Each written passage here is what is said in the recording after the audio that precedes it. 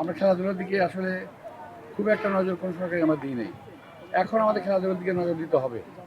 আমাদের দেশ এবং জাতি এবং আমাদের ভবিষ্যৎ বংশধররা যেভাবে অন্যদিকে আসক্ত হয়ে পড়ছে, বিশেষ করে মাদক, সোশ্যাল মিডিয়া, সন্ত্রাস যেগুলো হচ্ছে, এগুলো দূর করতে হলে খেলাধুলার উন্নয়ন অত্যন্ত জরুরি।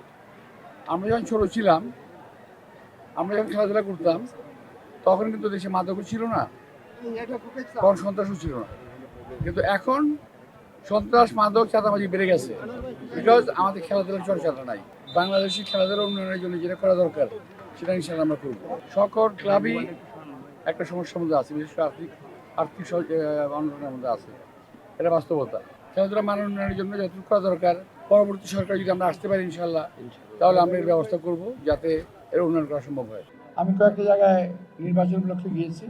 বাচ্চাদের একটাই দাবি ছিল, আমাদের খেলার মাঠ করে দেন। বাচ্চারা যেখানে বড় হচ্ছে সেখানে কোনো খেলার মাঠ নাই। আমরা ছোটবেলায় অনেক খেলার মাঠ পেয়েছি। খেলার মাঠ না পেলে আমরা ধান খেত পেয়েছি, খোলা জায়গায় পেয়েছি। এখন বাচ্চারা সেটা পায় না। আমরা চেষ্টা করব, যদি আল্লাহ তাআলা সুযোগ দেয়, প্রতিটি এলাকায় বাচ্চাদের জন্য একটা খেলার ব্যবস্থা করার সুযোগ দেওয়ার জন্য। এবং এই খেলাধুলায় যে জাতি পিছিয়ে পড়ে, সেই জাতি কখনো অন্য কোনোভাবে এগিয়ে আসতে পারে না।